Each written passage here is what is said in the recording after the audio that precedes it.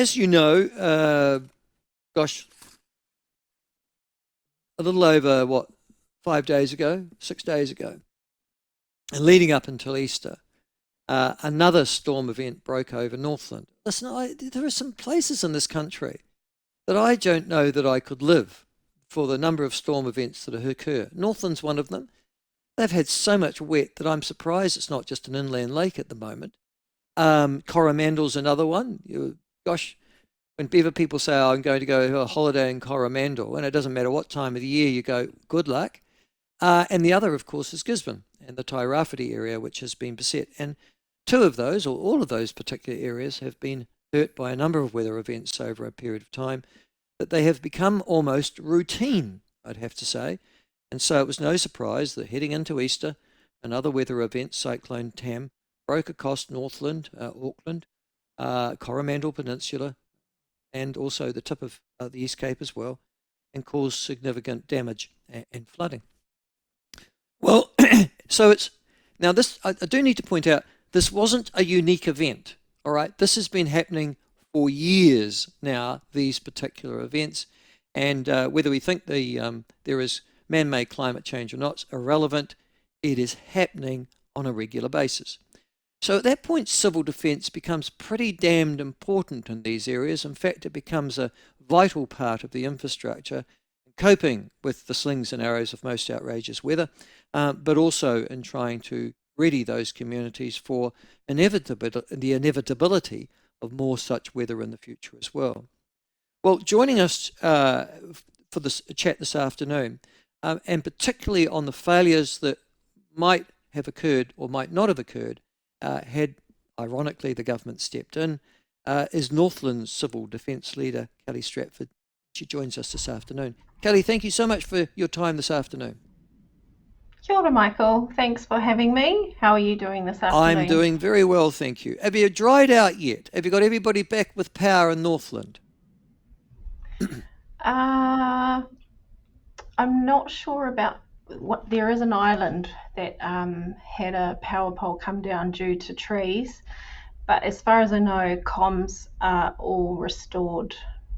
However, it is tricky for us to see that in one picture because there's lots of suppliers now. One NZ, you can go on their page, Spark, and then there's a number of other satellite smaller networks who actually didn't lose their service, I have to say. Uber Group, apparently, they didn't lose comms because they are satellite operated. But for those on fibre and broadband in some parts of our district in the far north and the other districts of Northland, they lost comms due to the power of the tower going flat and the generator running out, or the batteries running out. Right. Yes, and you're also really the scary. deputy mayor of the far north, so you have Yes, that's right. And that's how you end up and you wear that hat with this, as the chair of civil defence. Regional chair. Yep. But you're suggesting that it's time for the government, the central government, to step in, force telecommunications companies to build better storm resilience for your area, because, as I've said, these are regular events, they're not unique. And as happened over the weekend, thousands of Northlanders were without mobile phones, broadband, or power due to ex-tropical cyclone Tam. In what way would you want the government to interfere to invest themselves on this issue, Kelly? So my words came when I hadn't eaten breakfast yet, and I was struggling to, get a handle on. Oh, you were hangry. Were you hangry? I was very hangry, Michael. But we as a Northland Civil Defence Emergency Management Committee, post Cyclone Gabriel, did send a strongly worded letter to the government and NEMA, and we CC'd it into the telcos to put more resilience into these satellites. So trees are going to come down on power lines. We know the power's going to go out. Are we being given your top level of service here in Northland. And we are also, I'm also aware that people are being communicated to from their company, from their phone landline company, saying, look, your landline is going to be phased out. There's not going to be copper lines anymore. So I'm really concerned that if people are, going to satellite operated, tower operated networks, where's the resilience? Where The and I telco, just want to say yeah, carry that on. the storm was a bit late. We do normally get a lot of cyclones, February, March, and this was a bit later than we normally get. So we weren't really. We were prepared. We're always prepared, as you said. We get a lot of cyclone events here. The people here are very resilient. But yeah, for visitors here that were on school holidays, it may have been a bit disconcerting not being able to communicate there for a bit. The And what I telcos want, say that the sorry, reason that their telecommunications weren't working is because the power was out to them. Do you accept that as an excuse? in the what's that? In the National Civil Defence Plan Order, it says that they have to provide, they have to be able to function to the fullest possible extent, even at reduced capacity during and after a storm event. So I I think that there's too much grey interpretation around that.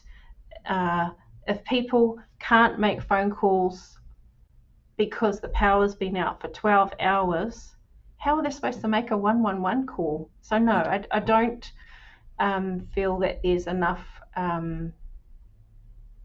resilience. And I do appreciate that in some parts of our region there are other satellites that jump in when a tower's gone down.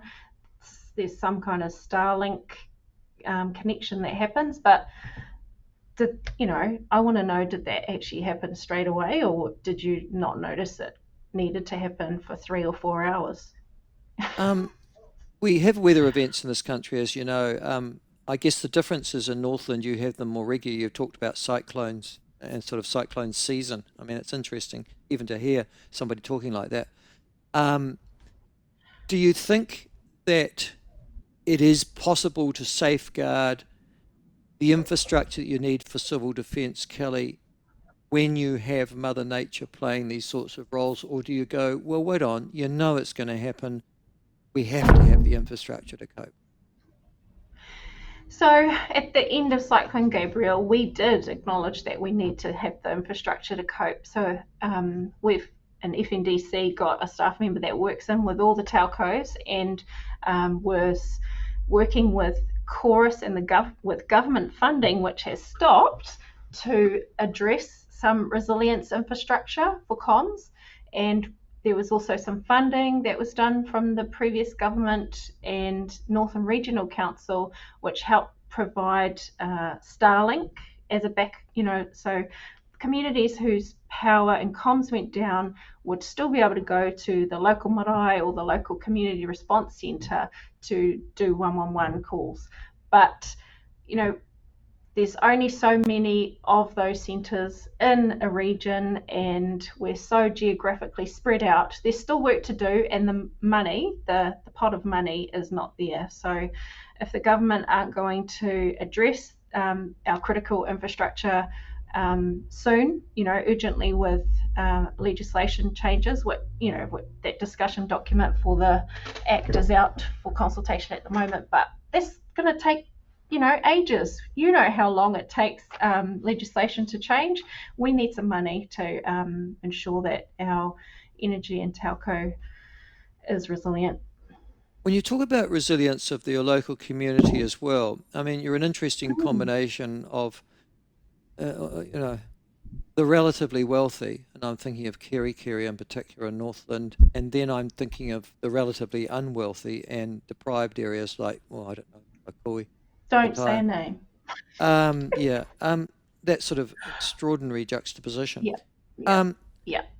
do you find who are the more resilient? Just quietly, are they the deprived just areas, or are they quietly. the areas that are a bit more upmarket and suddenly, oh my God, I can't use my phone?